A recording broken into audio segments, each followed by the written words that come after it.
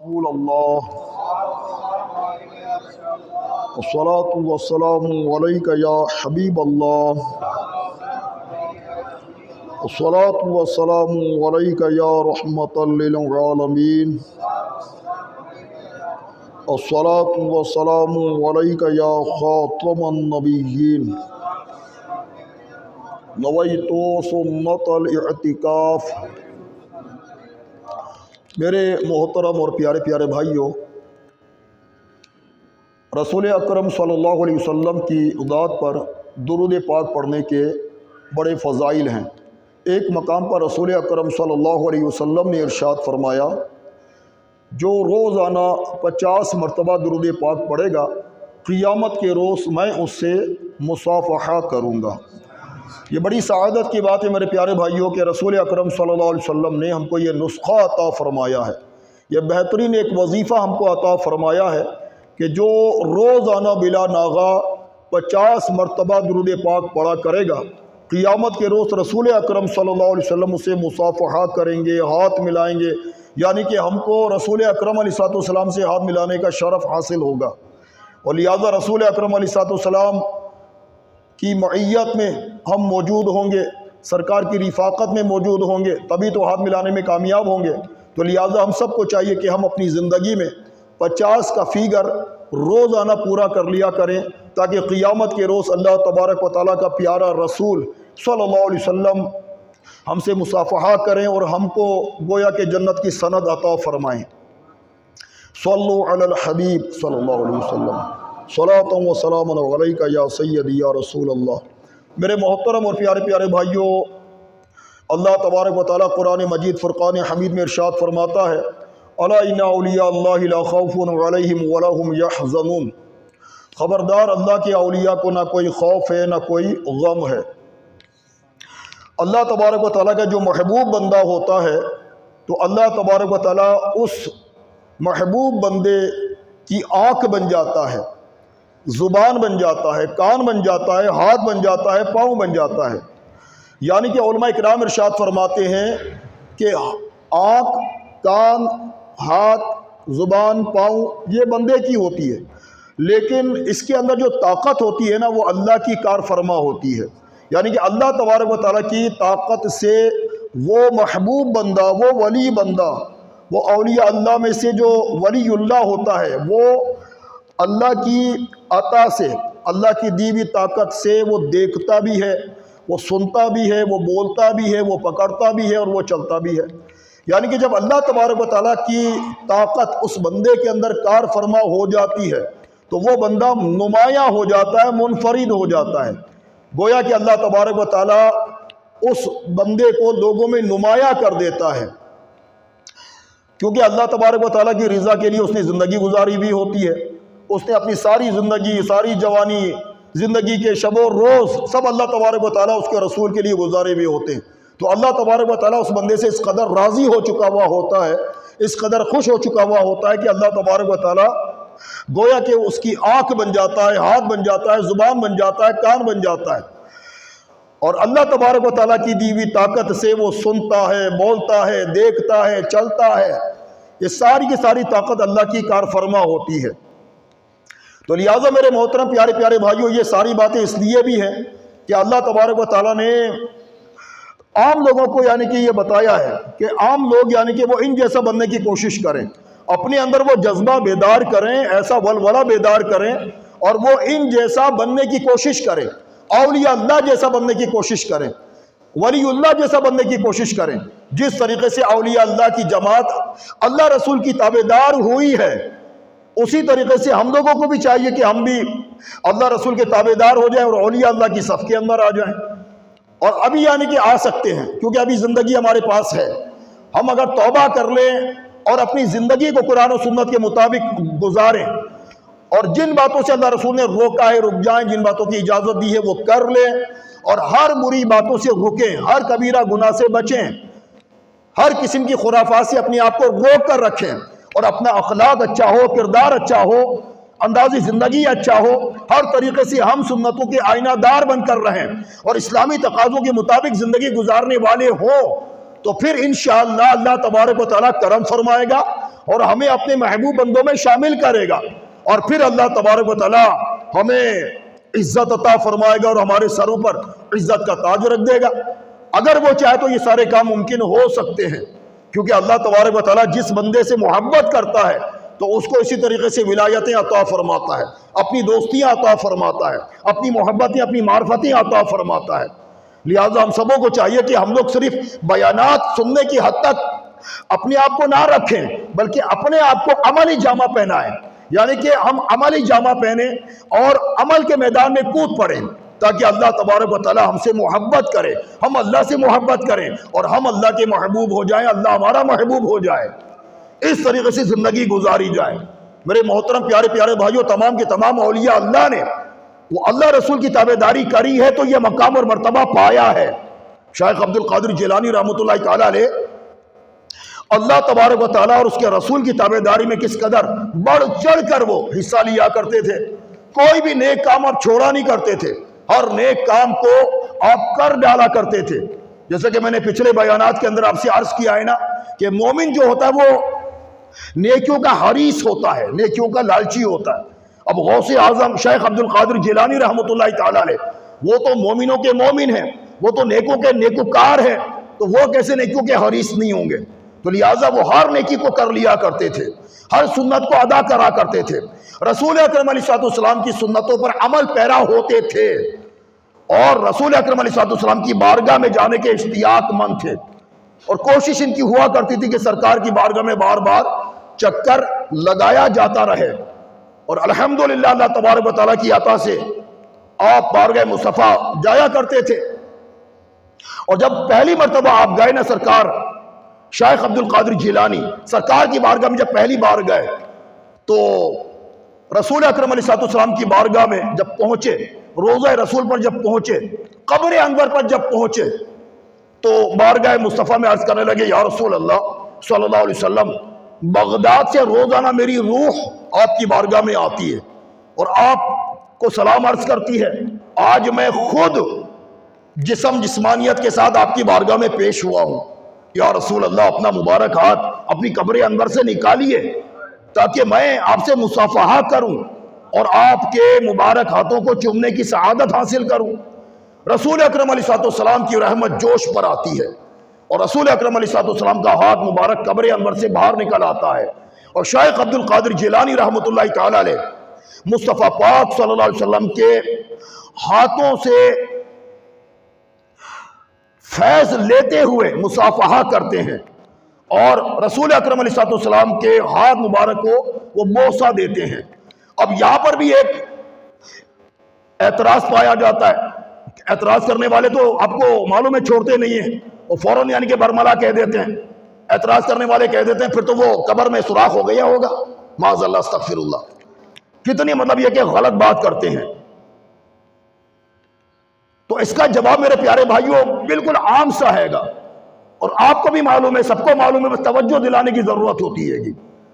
ہمارے پیارے نبی علیہ السلام نے جب معراج فرمائی تھی تو آپ کو معلوم ہے مسجد اقصی کے اندر معراج فرمائی، اور اللہ تبارک و تعالیٰ نے سارے انبیاء کرام کو جسمانیت کے ساتھ وہاں پر حکم ارشاد فرمایا کہ میرے مصطفیٰ کی بارگاہ میں پہنچ جاؤ، اور میرا مصطفیٰ جو ہے وہ اقصی مسجد کے اندر ہے، اور میرے مصطفیٰ کی اقتداء میں نماز کو ادا کرو۔ اب کسی نبی کو 2000 سال 4000 سال 6000 سال کم و بیش اس طریقے سے گزرے ہوئے تھے، اور سارے کے سارے انبیاء کرام اپنی جسمانیت کے ساتھ مسجد اقصی میں پہنچے اور رسول اللہ کی اقتداء میں نماز کو ادا کیا ہے گا۔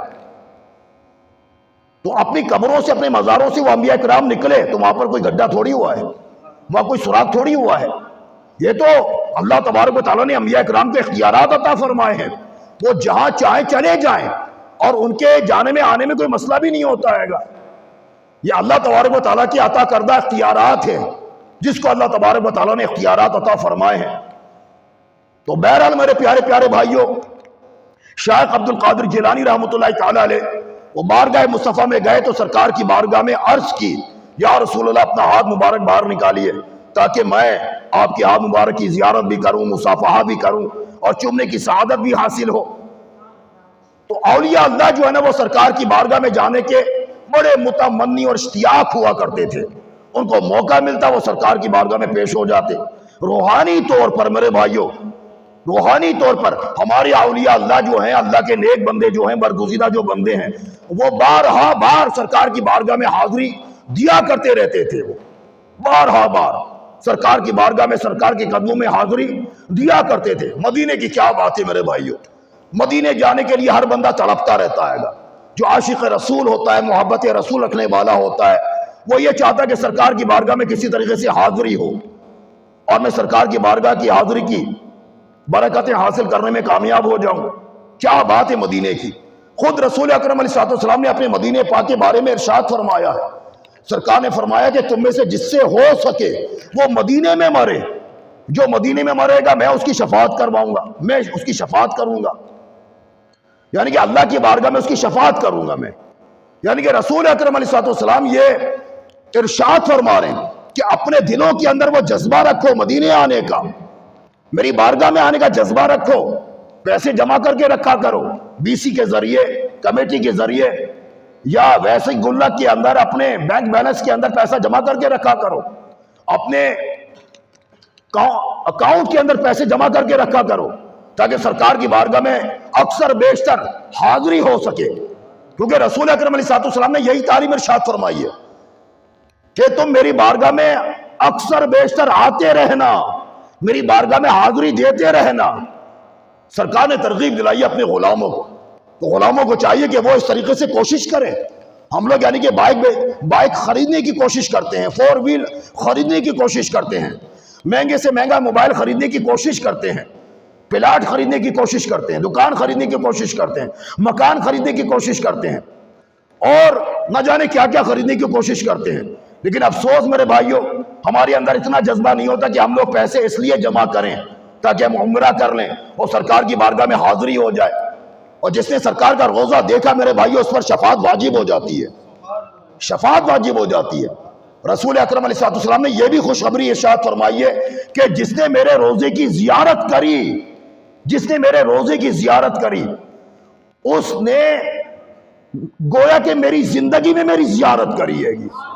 بتائیے میرے بھائیوں، یعنی کہ رسول اکرم علیہ السلام اس قدر آپ کو، یعنی کہ میں ایک اپنے انداز میں آپ کو میں سمجھانے کی کوشش کر رہا ہوں کہ آپ کے جذبے کو لبھا رہے ہیں، وہ سرکار جذبہ دلا رہے ہیں کہ تم میری بارگاہ میں آتے رہا کرو۔ گویا کہ تم میرے قبر انور کی زیارت کرو گے تو گویا کہ تم نے میری قبر انور کی زیارت نہیں بلکہ خود از تم نے میری زیارت کری ہے گی، تم نے میری زیارت کری، اپنے مصطفیٰ کی، اپنے آقا کی، اپنے سرکار کی زیارت کری ہے گی۔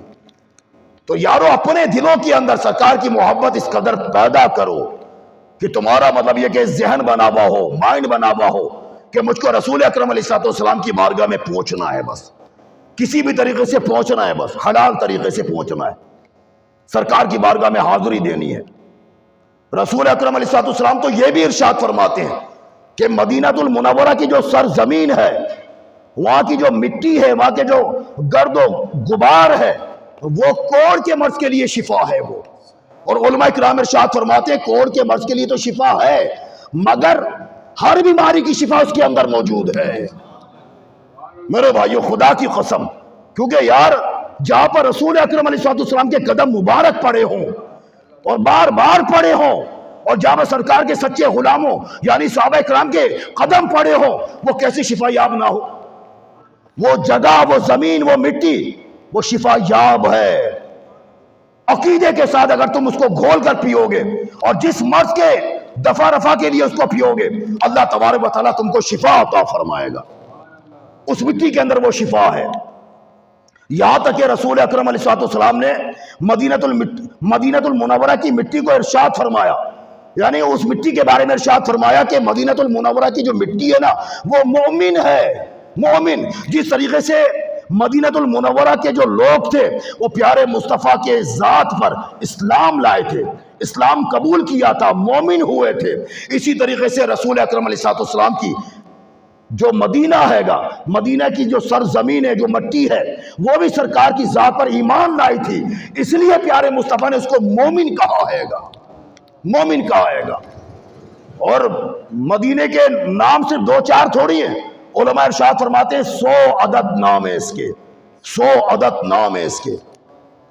تو لہٰذا میرے پیارے پیارے بھائیوں، ہم سبوں کو چاہیے کہ ہم لوگ مدینے کی یاد میں رہا کریں، مدینے کی یاد میں گم رہا کریں، اور کوشش یہ کیا کریں کہ کسی طرح سرکار کی بارگاہ میں حاضری ہو جائے، اور سرکار کی بارگاہ میں حاضری ہو تو ہاتھ جوڑ کر عرض کریں، یا رسول اللہ یہ میرا مسئلہ ہے، یہ میرے مسائل ہیں، یہ میری پیچیدگیاں ہیں، یہ میرے معاملات ہیں، آقا آپ اس کو حل فرمائیے۔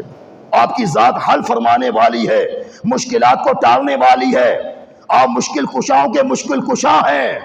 یا رسول اللہ، اللہ تعالیٰ نے آپ کو بے شمار برکتیں عطا فرمائی ہیں، یا رسول اللہ نظر کرم فرمائیے، غلام آپ کی بارگاہ میں حاضر ہے۔ اس طریقے سے سرکار کی بارگاہ میں جاتے رہا کریں، حاضری لگاتے رہا کریں، انشاءاللہ کرم ہو ہی جائے گا انشاءاللہ۔ تو پیارے پیارے بھائیوں، رسول اکرم علیہ السلام نے ایک مقام پر ارشاد فرمایا کہ جو مکہ اور مدینے میں مرے گا وہ عذاب قبر اور عذاب دوزخ سے خلاصی پا جائے گا، گویا کہ اس کو آزادی عطا فرما دی جائے گی۔ جو مکہ مدینے میں مرے گا اس کو عذاب قبر نہیں ہوگا، اس کو عذاب دوزخ نہیں ہوگا، کیونکہ وہ مکہ اور مدینہ کی سرزمین پر مرا ہے، اور مکہ بھی مصطفیٰ کا، مدینہ بھی مصطفیٰ کا ہے، اور مدینے میں جنت البقیع ہے اور مکے میں جنت المعلا ہے، یہ دونوں مقدس قبرستان ہیں، اور گویا کہ مغفرت نشان ہے۔ جو یہاں پر سپرد خاک ہوگا وہ انشاءاللہ قیامت کے روز مصطفیٰ پاک کی شفاعت کا حقدار ہو کر جنت کا حقدار ہوگا۔ تو لہذا یارو، اپنا مائنڈ بنا کر رکھا کرو کہ مجھ کو سرکار کی بارگاہ میں حاضری دینی ہے، حاضری دینی ہے۔ تڑپ اپنے اندر پیدا کرو، جب تڑپ پیدا کرو گے تو انشاءاللہ وسائل بھی پیدا ہو ہی جائیں گے انشاءاللہ، کہیں نہ کہیں سے انشاءاللہ، کہیں نہ کہیں سے کوئی اللہ نے چاہ تو کوئی نہ کوئی سبب بن ہی جائے گا۔ وہ ایک شعر ہے نا، کہاں کا منصب کہاں کی دولت، قسم خدا کی یہ ہے حقیقت، جنہیں بلایا ہے مصطفیٰ نے وہی مدینے کو جا رہے ہیں۔ تو جس کو رسول اکرم علیہ السلام بلاتے ہیں وہ مدینے جاتا ہے گا، اور بلاتے اسی کو ہے جو محبت مصطفیٰ رکھتا ہے، جو اطاعت مصطفیٰ کرتا ہے، جو اتباع رسول میں زندگی گزارتا ہے، جو رسول اللہ کی ادا کو ادا کرتا ہے، اس کو مصطفیٰ اپنی بارگاہ میں اپنے قدموں میں بلاتے ہیں گے، اس کو بلاتے ہیں گے۔ تو لہٰذا اپنے اندر وہ جذبہ بیدار کیجئے۔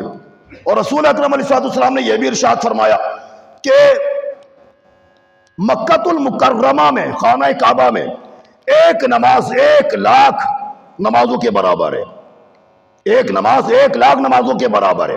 اور اگر وہاں پر کوئی بشری تقاضی کی وجہ سے گناہ اس سے اگر سرزد ہو جائے تو ایک گناہ بھی پھر 1,00,000 گناہ کے برابر ہے۔ اگر نماز اور نیکی 1,00,000 نیکیوں کے برابر ہے، 1,00,000 نمازوں کے برابر ہے، اگر خدا نہ خواستہ بشری تقاضی کی وجہ سے گناہ سرزد ہو گیا تو وہ بھی 1,00,000 گناہ کے برابر ہی ہوگا۔ لیکن سرکار کی کرم نوازی پر قربان جائیے، سرکار کے رحمت للعالمین پر ہونے پر قربان جائیے کہ اللہ تبارک و تعالیٰ نے مصطفیٰ پاک کو جو رحمت للعالمین بنایا ہے، اس رحمت للعالمین کا جو حصہ ملا میرے بھائیوں، وہ کیا شاندار حصہ ملا ہے کہ مصطفیٰ پاک نے فرمایا کہ جو مدینہ المنورہ کی جو مسجد ہے، مسجد نبوی شریف علی صاحبہ الصلاۃ والسلام، جو مسجد نبوی میں نماز کو ادا کرے گا تو وہ نماز اس کے لیے 50,000 نمازوں کے برابر ہوگی۔ اب چاہیے تو یہ تھا کہ اگر کوئی گناہ کر بیٹھے بشری تقاضی کی وجہ سے تو 50,000 گناہ بھی ہونا چاہیے تھا، مگر نہیں، یہ سرکار کا صدقہ ہے میرے بھائیوں، سرکار کا صدقہ ہے کہ اگر بشری تقاضی کی وجہ سے وہاں پر کوئی گناہ ہو جائے تو وہ ایک گناہ کا صرف ایک ہی گناہ دیا جائے گا۔ اگر ایک گناہ ہو گیا تو وہ ایک گناہ ہی کاؤنٹ ہوگا، 50,000 گناہ کاؤنٹ نہیں ہوں گے۔ یہ مصطفیٰ پاک کا فیض ہے، مصطفیٰ پاک کا صدقہ ہے، مصطفیٰ پاک رحمت للعالمین ہے، یہ سارا انہی کا صدقہ ہے، کرم ہے۔ تو لہٰذا میرے پیارے پیارے بھائیوں، شیخ عبد القادر جیلانی رحمت اللہ تعالیٰ علیہ بارگاہ مصطفیٰ میں حاضر ہوتے ہیں اور عرض کرتے ہیں، یا رسول اللہ، آپ کا غلام آپ کی بارگاہ میں حاضر ہے اور میری روح مقدار سے آپ کی بارگاہ میں حاضری لگاتی رہتی ہے اور آپ کا فیض پاتی رہتی ہے۔ آج میں خود آپ کی بارگاہ میں حاضر ہوا ہوں، یا رسول اللہ اپنا ہاتھ مبارک باہر نکالیے تاکہ میں مصافحہ کروں اور زیارت کروں اور آپ کے ہاتھ کو چوموں، دست بوسی کروں اور یہ برکت مجھ کو حاصل ہو۔ چنانچہ رسول اکرم علیہ السلام نے اپنے غلام کے لیے، اعلیٰ غلام کے لیے اپنا مبارک ہاتھ باہر نکالا. سبحان اللہ، کیا بات ہے یار. تو شیخ عبد القادر جیلانی رحمۃ اللہ تعالیٰ علیہ یہ معمولی بزرگ تھوڑی ہے میرے بھائیوں. بعض لوگوں کا یعنی کہ ایسا ہوتا ہے معذرت کے ساتھ میں کسی کو بھی نہیں بولتا، ایک جرنلی گفتگو کر رہا ہوتا ہوں میں. بعض لوگوں کا موڈ آف ہو جاتا ہے گا، تیور چینج ہو جاتا ہے بعض لوگوں کا جب شیخ عبد القادر جیلانی یا کسی بھی اولیاء اللہ کی بات کی جائے، یعنی کہ وہ ان کا تیور چینج ہو جاتا ہے. کتنی غلط بات ہے. اللہ تعالیٰ نے ان کو بزرگی عطا فرمائی ہے، تم اعتراض کر رہے ہو. اللہ نے ان کو کرامت عطا فرمائی ہے، تم اعتراض کر رہے ہو. اللہ نے ان کو علم عطا فرمایا ہے، معرفت عطا فرمائی ہے، درجات اور منصب عطا فرمائے، تم اعتراض کر رہے ہو. تمہیں رائٹ نہیں پہنچتا ہے، تمہیں رائٹ نہیں پہنچتا ہے. ایک عام سا بندہ میرے بھائیو اگر اللہ تبارک و تعالیٰ دنیاوی طور پر اس کو کوئی مقام اور مرتبہ دے دے، منصب دے دے، وجاہت دے دے، تو وہ اس کے کالر کھڑے ہو جاتے اور وہ جس کو چاہے رکھ لے، جس کو چاہے وہ نکال دے. اس کے پاس اتنے اختیارات ہو جاتے ہیں، اپنے اختیارات کو وہ مان رہے گا. مگر جو اللہ نے اختیارات ان اولیاء اللہ کو عطا فرمائے ہیں، ان کی روحانیت کی وجہ سے، اور عبادت کی وجہ سے، اور ریاضت کی وجہ سے، دین کی خدمت کی وجہ سے، اسلام کی خدمت کی وجہ سے، لوگوں کو راہ راست پر لانے کی وجہ سے ان کو یہ مقام اور مرتبہ عطا فرمایا گیا ہے. لیکن افسوس کہ ہم اعتراض کر رہے ہوتے ہیں، نہیں بھائی ایسے نہیں، ایسے نہیں، ویسے نہیں، ویسے اس طریقے سے. کتنی غلط بات ہے. ہمیں توبہ کرنا چاہیے، نادم ہونا چاہیے، شرمسار ہونا چاہیے. تو لہذا شیخ عبد القادر جیلانی رحمۃ اللہ تعالیٰ علیہ ایک مرتبہ مدینہ المنورہ سے بغداد کی طرف تشریف لا رہے تھے. جب بغداد میں داخل ہوئے تو وہاں پر ایک بندہ کھڑا ہوا تھا، وہ تھا چور، لوگوں کو لوٹنے کے لیے کھڑا ہوا تھا وہ. اب شیخ عبد القادر جیلانی رحمۃ اللہ تعالیٰ علیہ جب قریب آئے، اس سے پوچھا کہ تم کون ہو؟ اس نے جھوٹ بول دیا، میں دیہاتی ہوں. حالانکہ شیخ عبد القادر جیلانی رحمۃ اللہ تعالیٰ نے اپنی مومنانہ فراست سے یہ جان لیا کہ یہ چور ہے. یہ تو وہ بھلے سے دیہاتی ہوگا مگر چور ہے، وہ دیہات کا چور ہوگا. لیکن شیخ عبد القادر جیلانی رحمۃ اللہ تعالیٰ نے اپنی فراست سے جان لیا کہ یہ چور ہے. اب یعنی کہ وہ جو چور تھا نا، وہ دل میں خیال کرنے لگا، یار یہ شیخ عبد القادر جیلانی لگ رہے میرے کو، غوث العظم لگ رہے ہیں. اب شیخ عبد القادر جیلانی نے اس بات کو بھی بھانپ لیا، کیونکہ سرکار نے فرمایا کہ مومن کی فراست سے ڈرو، وہ اللہ کے نور سے دیکھتا ہے.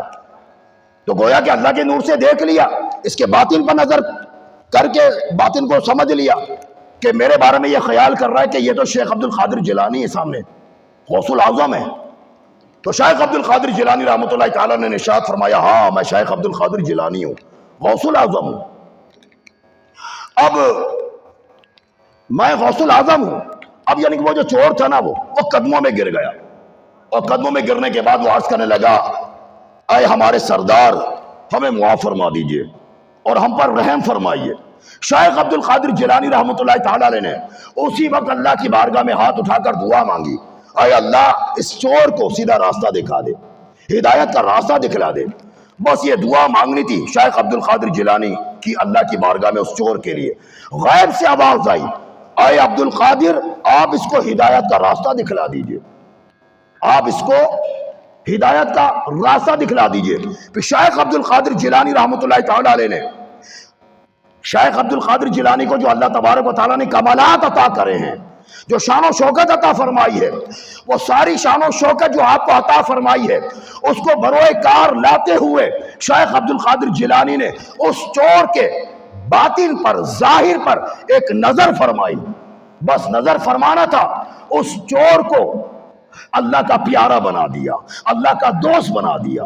اب وہ چور نہ رہا، وہ اللہ کا پیارا ہو گیا، اللہ کا دوست ہو گیا. وہ نظر کا لگنا حق ہے نا بھائی. رسول اکرم علیہ السلام خود ارشاد فرماتے ہیں کہ نظر کا لگنا حق ہے، حق ہے، اس کا انکار نہیں کیا جا سکتا. نظر تو ایسی خطرناک چیز ہے، وہ پتھر کو توڑ دیتی ہے، پتھر کو توڑ دیتی ہے. اور نظر تو ایسی خطرناک ہے کہ اونٹ کو دیگچی میں پہنچا دیتی ہے اور انسان کو قبر میں اتار دیتی ہے. اتنی خطرناک نظر ہے. نظر کا لگنا حق ہے. اب اگر آپ جیسے گناہگار، میرے جیسے گناہگار بندے کسی پر نظر ڈالتے ہیں تو نظر بد کہلائے گی. ایک بات کہہ رہا ہوں میں سمجھانے کے لیے، لیکن جو اللہ کا ولی ہوتا ہے، اللہ کا جو دوست ہوتا ہے، وہ نظر رحمت فرماتا ہے. گویا کہ اس کی کایا پلٹ جاتی ہے، اس کی زندگی سنور جاتی ہے. تو شیخ عبد القادر جیلانی رحمۃ اللہ تعالیٰ علیہ کو اللہ تبارک و تعالیٰ نے کیا مقام اور مرتبہ عطا فرمایا. بہت بڑے عالم دین ہیں آپ، شیخ عبد القادر جیلانی، بہت بڑے عالم دین. آپ اس بات سے اندازہ لگائیے نا کہ رسول اکرم علیہ السلام نے اپنا لعاب دہن 7 مرتبہ اور علی المرتضی رضی اللہ تعالیٰ عنہ نے اپنا لعاب دہن 6 دفعہ شیخ عبد القادر جیلانی کے منہ میں ڈالا ہے گا. تو ان کے علم کا اندازہ لگا لیجئے آپ، کیا ان کا علم ہے میرے بھائیوں. تو بتانا یہ چاہتا ہوں میرے بھائیوں، مدینے سے محبت کرو، مدینے سے لگاؤ رکھو، اور سرکار کی یادوں میں سویا کرو، سرکار کی یادوں میں اٹھا کرو، سرکار سے محبت کرو، بے پناہ محبت کرو، اور جس سے تم محبت کرتے ہو ان کی اطاعت بھی کرو، ان کا کہنا سنو، ان کی بات مانو. یہ دلیل ہے. دعویٰ کرنا تو آسان ہے آپ کا اور میرا کر، بھائی میں مصطفیٰ سے محبت کرتا ہوں، یہ دعویٰ ہو گیا. دلیل کہاں ہے اس کی؟ دلیل نہ چہرے سے نظر آ رہی ہے، نہ سر سے نظر آ رہی ہے، نہ اخلاق سے نظر آ رہی ہے، نہ کردار سے نظر آ رہی ہے، نہ زبان سے نظر آ رہی ہے، کسی چیز سے دلیل نظر نہیں آ رہی. تو پھر آپ کا دعویٰ جھوٹا ہو گیا. اور مرنا سب کو، یہ سرکار کی بارگاہ میں سب کو پیش ہونا پڑے گا. کیا منہ لے کر جاؤ گے آپ؟ کیا چہرہ لے کر جاؤ گے؟ کیا تھوبڑا لے کر جاؤ گے آپ؟ معذرت کے ساتھ اگر سرکار نے منہ پھیر لیا تو کیا کرو گے آپ؟ کہ یہ میرے غلاموں والا چہرہ تھوڑی ہے، یہ تو میرے دشمنوں والا چہرہ ہے. معذرت کے ساتھ پھر کیا کرو گے آپ؟ تبھی تو میں آپ سے عرض کرتا ہوں، اپنے چہرے پہ سنت رسول کو سجاؤ نا یار. اگر تم سرکار سے محبت کرتے ہو اور سرکار کی محبت میں میلاد مصطفیٰ کرتے ہو، جلسے جلوس منعقد کرتے ہو، گھروں میں قرآن خوانیاں کرتے ہو، لنگر مصطفیٰ کا بندوبست کرتے ہو، انعقاد کرتے ہو، لیکن یار جس چیز پر عمل کرنا چاہیے اس پر عمل نہیں کیا جا رہا ہوتا ہے. مدینے سے محبت رکھو. ہمارے بزرگان دین مدینے سے محبت رکھتے تھے. امام مالک رحمۃ اللہ تعالیٰ کے بارے میں آتا ہے، انہوں نے اپنی زندگی میں ایک بار حج کیا ہے گا، چاہتے دوسرا تیسرا کر لیتے، چوتھا پانچواں کر لیتے، چھٹا ساتواں کر لیتے، لیکن آپ نے صرف ایک ہی حج کیا اپنی زندگی میں. لوگوں نے آپ کی بارگاہ میں عرض کیا کہ حضرت آپ ایک ہی آپ نے حج کیا ہے، دوسرا تیسرا کیوں نہیں کرتے آپ؟ تو امام مالک رحمۃ اللہ تعالیٰ علیہ فرمانے لگے، میں چاہوں تو کر سکتا ہوں لیکن میں خود سے نہیں کرتا، کیونکہ ایک حج کرنا یہ فرض ہے، وہ میں نے زندگی میں ایک حج کرنا تھا وہ میں نے کر لیا. اب میں دوسرا حج اس لیے نہیں کرنا چاہتا کہ خدا نخواستہ ایسا نہ ہو کہ میں مدینے سے باہر نکلوں کہیں میرا انتقال نہ ہو جائے، اور میں مدینے کے باہر مرنا نہیں چاہتا، مدینے میں مرنا چاہتا ہوں. اور یہی ہوا الحمدللہ. امام مالک رحمۃ اللہ تعالیٰ کا جب انتقال ہوا تو مدینے میں انتقال ہوا، اور سرکار نے کیا فرمایا کہ جو مدینے میں مرے گا میں اس کی شفاعت کروں گا. لیکن ہم لوگ تو کراچی میں مرنا چاہتے ہیں نا، ہم تو پاکستان میں مرنا چاہتے ہیں. پاکستان سے محبت اپنی جگہ، کراچی سے محبت اپنی جگہ، لیکن جو محبت افضل ہے میں اس محبت کی بات کر رہا ہوں. مدینے سے محبت ہونی چاہیے. بھلے سے آپ کہیں پر بھی مرو، اللہ تعالیٰ آپ کو اچھی زمین عطا فرمائے، اچھی جگہ عطا فرمائے، اچھا قبرستان عطا فرمائے، مگر دعا مانگتے رہا کرو، کیا پتہ قبول ہو جائے. اور اگر قبول نہ بھی ہو تو چلو ہمارا حصہ تو ہو جائے گا نا دعا کے ذریعے سے، کہ ہاں یار یہ دعا مانگا کرتا تھا مدینے میں مرنے کی. اور کوئی بعید نہیں مرنے کے بعد ہمارا جو جسم ہے وہ مدینے سے اٹھے، کوئی بعید نہیں ہے، کوئی بعید نہیں ہے. کیونکہ میرے بھائیو جب بندہ مر جاتا ہے نا، انتقال کر جاتا ہے، تو ریڑھ کی ہڈی میں ایک باریک سا ذرہ ہے، اس کا نام عجب الذنب ہے. باریک سا ذرہ ہے، نہ خوردبین سے نظر آ سکتا ہے، نہ دوربین سے نظر آ سکتا ہے، نہ اس کو آگ جلا سکتی ہے، نہ زمین گلا سکتی ہے، وہ سلامت رہتا ہے. ایک وقت ایسا ہوتا ہے کہ بندہ ایکسپائر ہو جاتا ہے، نہ ہڈیاں رہتی ہیں نہ گوشت پوست رہتا ہے. یہ عوام الناس کی بات کر رہا ہوں، اولیاء اللہ اس سے مستثنیٰ ہے. اولیاء اللہ کا جسم اور جسمانیت وہ سلامت رہتی ہے الحمدللہ. یہ عام بندوں کی بات کر رہا ہوں. تو اگر ہم لوگ یعنی کہ اس طریقے سے اللہ کی بارگاہ میں دعا کرتے رہیں کہ اللہ پاک ہم کو مدینہ جانے کی توفیق عطا فرما، تو اگر وہ دعا بالفرض قبول نہ ہوئی تو ہو سکتا ہے کہ ان معنوں میں قبول ہو جائے کہ باریک سا جو ذرہ ہے نا آپ کا جو یہاں پر رہے گا، کیا پتہ ایک وقت ایسا آئے کہ خدائی ہو رہی ہو، اس خدائی کے اندر جو ہے نا وہ آپ کا جو ذرہ آئے گا وہ اس کے اندر آ جائے، اور کسی بھی ہیلے بہانے سے وہ بس مدینہ پہنچ جائے، چاہے وہ ہوا کے ذریعے سے، آندھی طوفان کے ذریعے سے، یا کسی بھی ذریعے سے پہنچ جائے. پہنچانے والی ذات تو اللہ کی ہے نا. اللہ پر اگر حسن ظن رکھو گے تو اللہ ویسے ہی آپ کو ملے گا. جو اللہ سے جیسا ظن رکھتا ہے اللہ کو ویسے ہی پاتا ہے، وہ سمجھا ویسے ہی پاتا ہے. تو ہم اللہ سے اگر حسن ظن رکھیں گے تو انشاءاللہ ہو سکتا ہے کوئی بعید نہیں ہم یہاں مریں مگر اٹھیں وہاں پر. اور سرکار نے فرمایا کہ جو وہاں اٹھے گا وہ پھر یعنی کہ میرے ساتھ پہلے میری قبر شک ہوگی، میں قبر سے باہر آؤں گا، پھر ابو بکر آئیں گے، پھر عمر آئیں گے، میں دونوں کا ہاتھ تھاموں گا، پھر بقی والے باہر نکلیں گے، اور پھر میں ان غلاموں کو لے کر میدان محشر میں جاؤں گا، اور یہ ان سبوں کی بخشش کرواؤں گا، میں شفاعت کرواؤں گا، اور یہ اولین لوگ ہوں گے بخشے ہوئے۔ سبحان اللہ۔ تو لہٰذا میرے پیارے پیارے بھائیوں، مدینے میں مرنے کا ذہن بناؤ۔ عمر فاروق رضی اللہ تعالیٰ عنہ بار گئے رب العزت میں دعا کرتے تھے، یا اللہ اللہم ارزقنی شہادتا فی سبیلک واجعل موتی فی بلد رسولک، اے اللہ تو مجھ کو اپنی راہ میں شہادت عطا فرما اور مدینے میں موت عطا فرما۔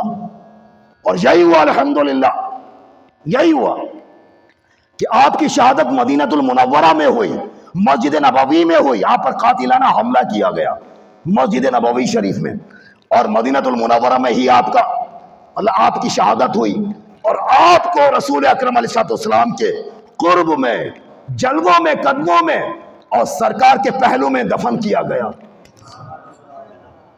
اور ایک وجہ یہ بھی ہے ان کے یہاں پر سپرد خاک ہونے کی، ایک وجہ یہ بھی ہے کہ ایک مرتبہ مسجد نبوی میں عمر فاروق رضی اللہ تعالیٰ عنہ وہ روشنی کر رہے تھے، اس دور میں جس اندازے سے روشنی کی جاتی تھی عمر فاروق روشنی کر رہے تھے، اتنے میں علی المرتضیٰ مسجد نبوی میں آ گئے، انہوں نے دیکھا کہ مسجد روشن ہے اور عمر فاروق نے روشن کری ہے، تو علی المرتضیٰ نے اللہ کی بارگاہ میں دعا کی، اے عمر، جس طریقے سے تم نے مسجد کے اندر روشنی کری ہے، اللہ تمہاری قبر میں بھی روشنی کر دے۔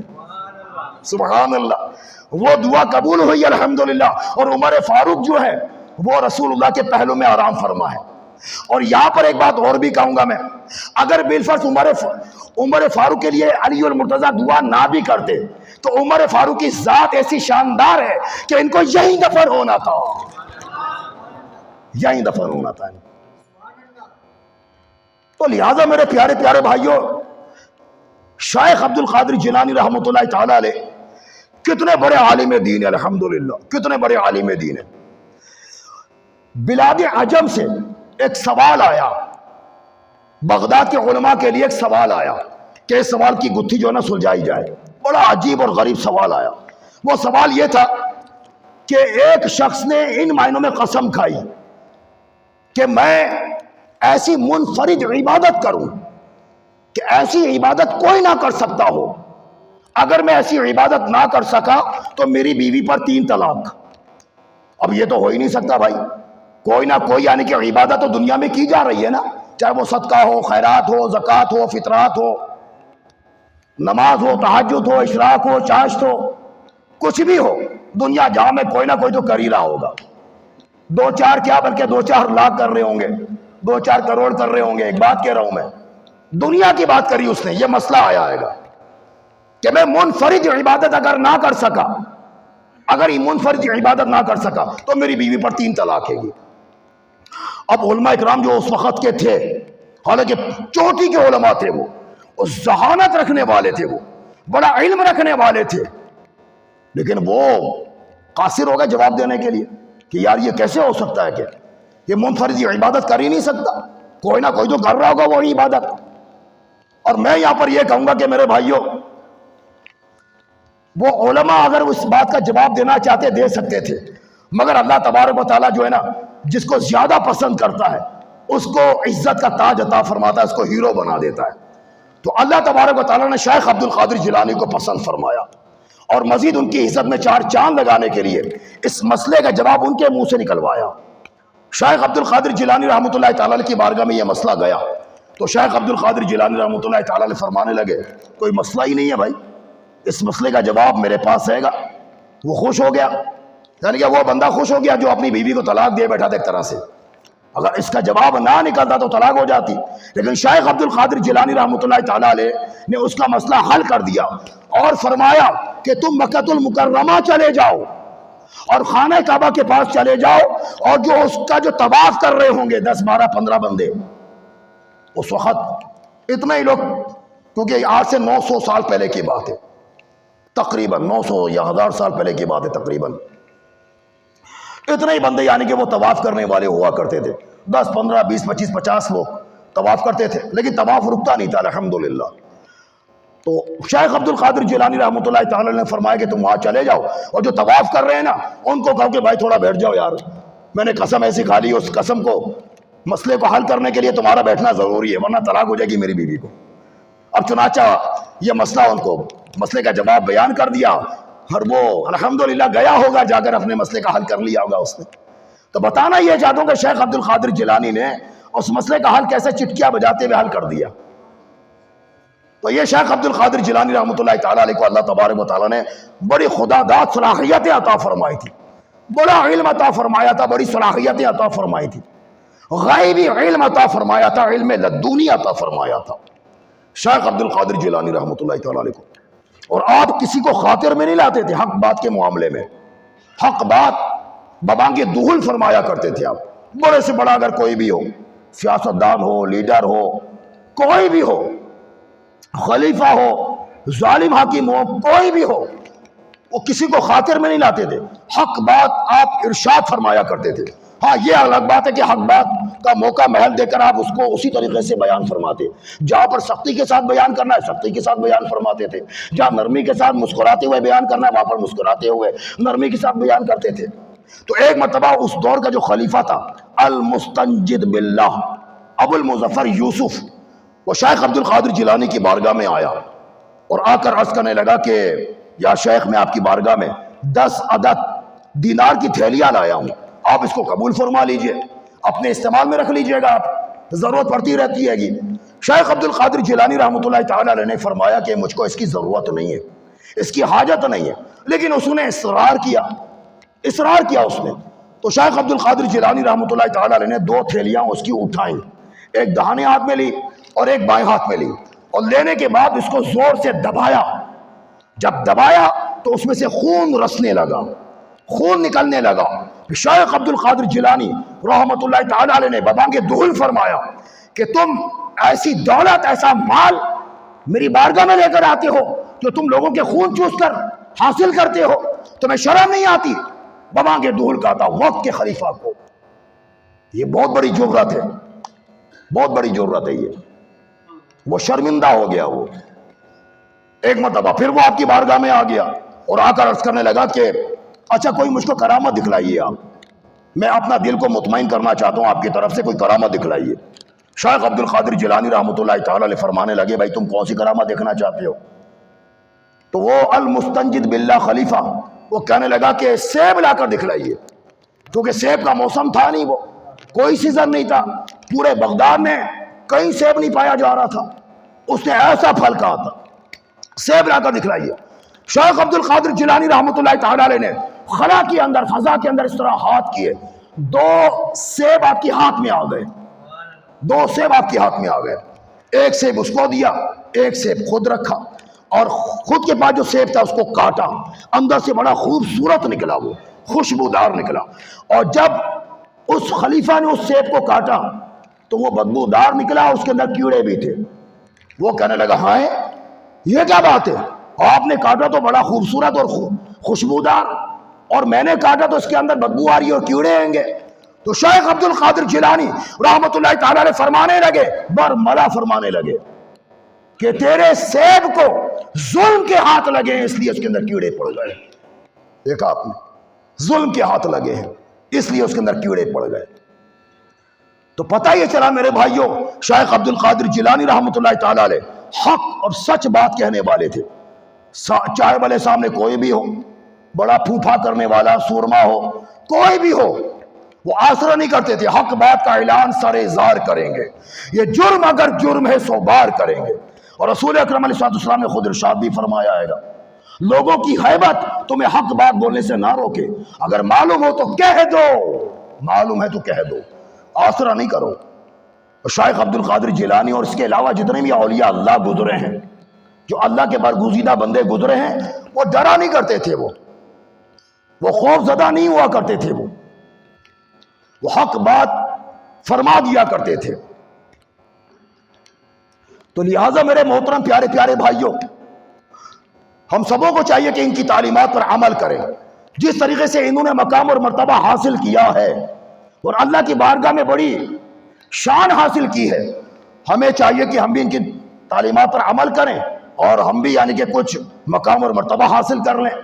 اور میں تو آپ کی بارگاہ میں یہی عرض کرتا رہتا ہوں کہ میرے بھائیوں کم سے کم ہم کو یہ مقام حاصل ہو جائے کہ بس دنیا سے جب جائے تو ایمان سلامت لے کر جائے. بس ہم یہ چاہتے ہیں, ایمان سلامت لے کر جانا چاہتے ہیں, ایمان کی سلامتی چاہتے ہیں, ایمان کی عافیت چاہتے ہیں, بس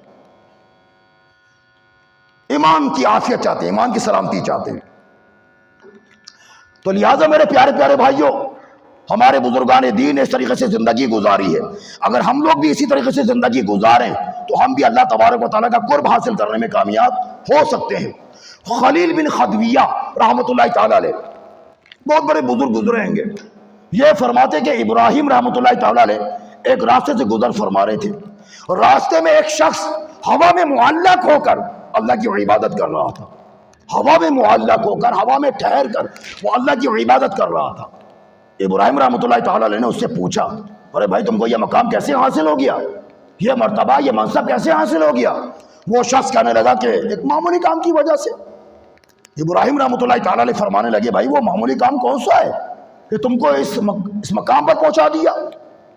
تو وہ شخص کہنے لگا, بات دراصل یہ ہے کہ میں نے فضول باتوں سے پرہیز کیا, فضول کلام سے پرہیز کیا, اور جن باتوں سے اللہ رسول نے روکا ہے میں نے غور و فکر کیا اور رک گیا, اور جن باتوں کی اجازت دی ہے غور و فکر کیا, وہ کام کرتا رہا. حتیٰ کہ اب نوبت یہ پہنچی ہے, نوبت یہاں آ پہنچی ہے کہ اب میں اللہ کی بارگاہ میں التجا کرتا ہوں تو اللہ عطا فرماتا ہے, دعا مانگتا ہوں تو وہ قبول فرماتا ہے, اور اگر میں اس کے نام کی قسم کھاؤں تو اللہ اس قسم کو پورا فرما دیتا ہے. اور ابھی میں نے اللہ کی بارگاہ میں عرض کیا تھا, یا اللہ مجھ کو ہوا میں معلق کر دے تاکہ میں تیری عبادت کر سکوں. تو اللہ نے مجھ کو ہوا میں معلق کر دیا اور میں اللہ کی عبادت کر رہا ہوں.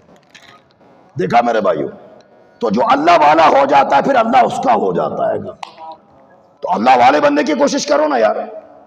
اللہ والے بن جاؤ گے تو خدا کی قسم دونوں جاب کے سنور جائیں گے, سعادت مند ہو جاؤ گے, سعادت مند ہو جاؤ گے.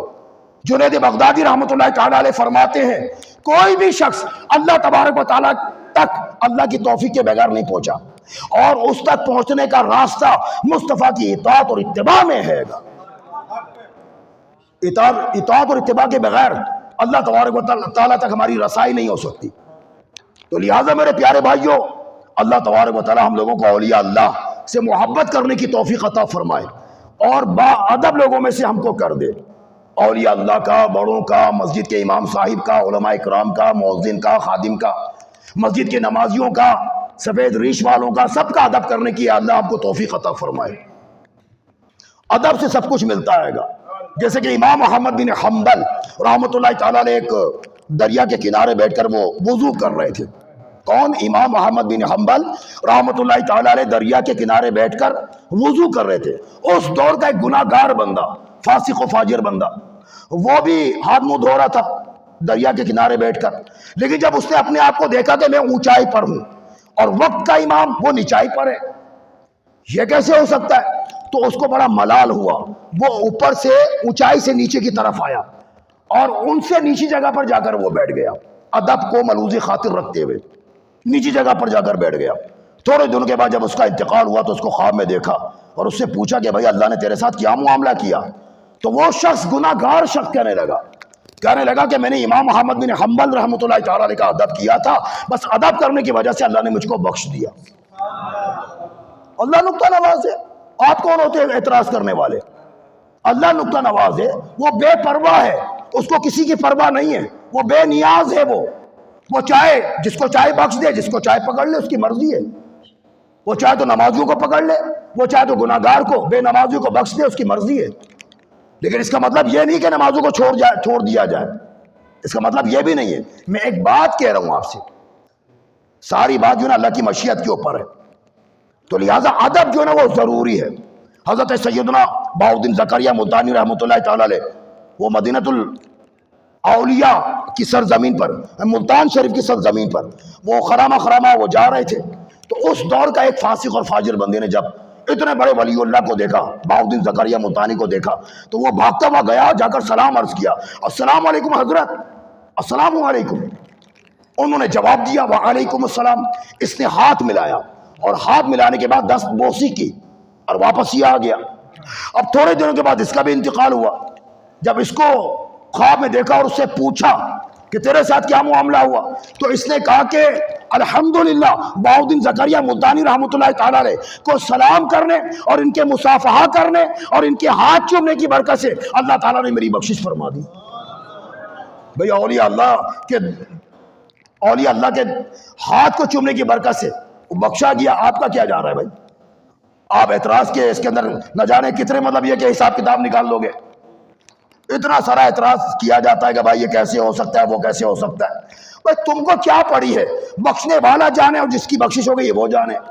آپ اعتراض کیوں کر رہے ہو؟ آپ بھی اچھا کام کرو ان کی طرح، اور یہ اللہ کو دیکھو تو جاؤ ان سے ہاتھ ملاؤ، مصافحہ کرو، کیا پتا آپ کو اچھی زندگی حاصل ہو جائے، سنتوں بھری زندگی حاصل ہو جائے۔ لیکن ہم اعتراض کرنے والے ہیں، رش کرنے والے نہیں ہیں۔ ہم حسد کرنے والے اور جلنے والے ہیں گے، اعتراض کرنے والے ہم لوگ۔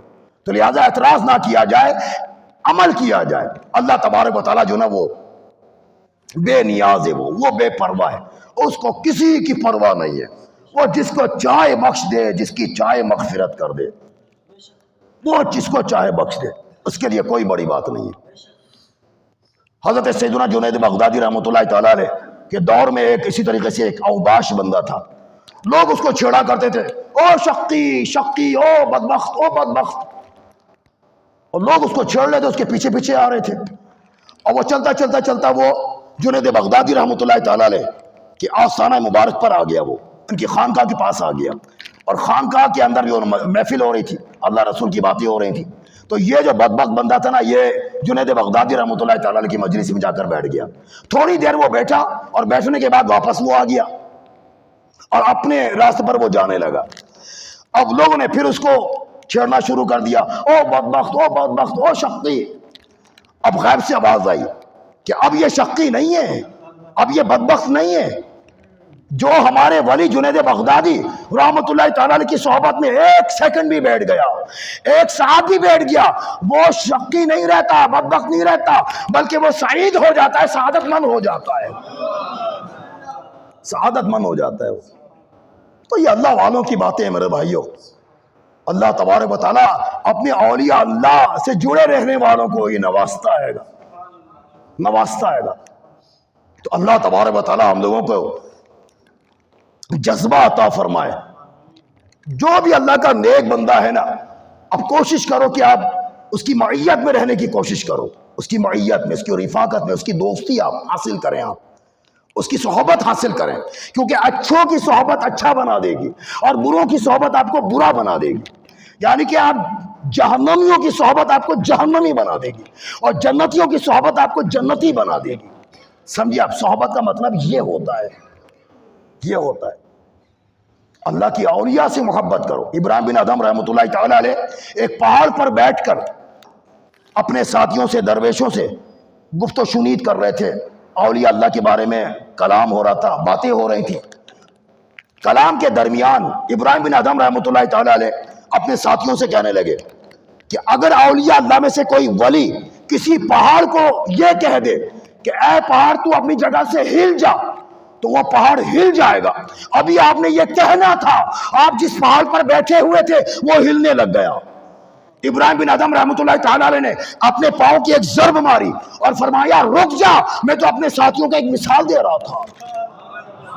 دیکھا آپ نے، ابراہیم بن ادھم رحمۃ اللہ تعالیٰ علیہ کتنے بڑے بزرگ ہیں۔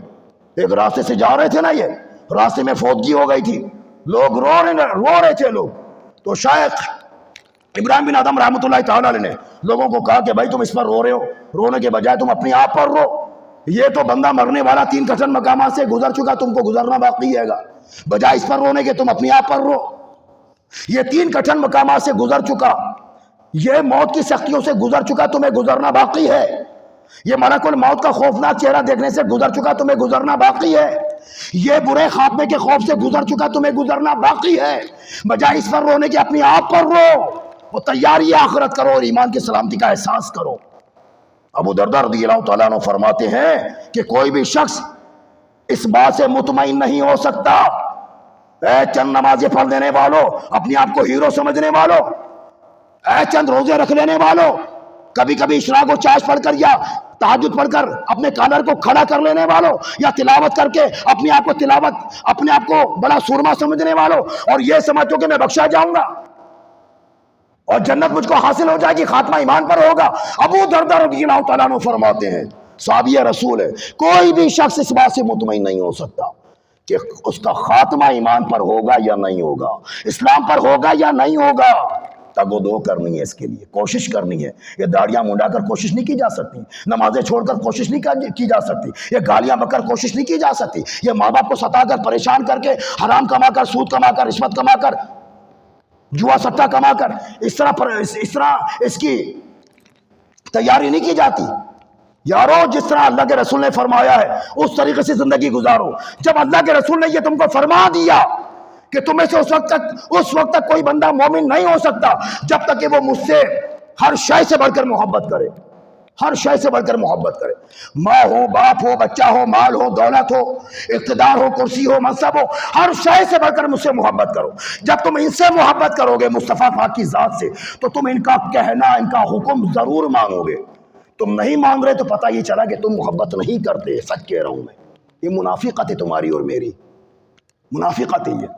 اور رسول اللہ نے یہ بھی ارشاد فرمایا، کوئی بھی شخص اس وقت تک مومن نہیں ہو سکتا جب تک کہ وہ میرے لائے ہوئے احکام کے تابع نہ ہو جائے، اپنی خواہشات کو میرے لائے ہوئے احکام کے تابع نہ کر دے، اس وقت تک وہ کوئی بھی مومن نہیں ہو سکتا۔ لیکن آج ہم لوگ تو اپنی خواہشات کے وہ دم کے پیچھے بھاگے چلے جا رہے ہیں، ہم لوگ اپنی خواہشات کے، میری یہ خواہشات ہیں، وہ خواہشات ہیں، اس کے اندر ناجائز بھی ہیں، حرام بھی ہیں، کبیرہ ہے، نہ جانے کیسی خواہشات ہیں ہماری، استغفر اللہ۔ تو لہٰذا میرے محترم پیارے پیارے بھائیوں، اللہ تبارک و تعالیٰ سے ڈرو یار، خوف خدا اپنے دل میں رکھو، اولیاء اللہ کے قدردان بن جاؤ، محبت کرو، مزارات اولیاء جایا کرو۔ آپ کو اگر عبداللہ شاہ غازی جانا ہو تو جاؤ، عبداللہ شاہ صحابی جاؤ، اللہ کے اولیاء کے مزارات پر جاؤ اور ان کو گواہ بنا دو، میں آپ کی بارگاہ میں آتا ہوں، سن لیجئے حضرت، آپ اللہ کی بارگاہ میں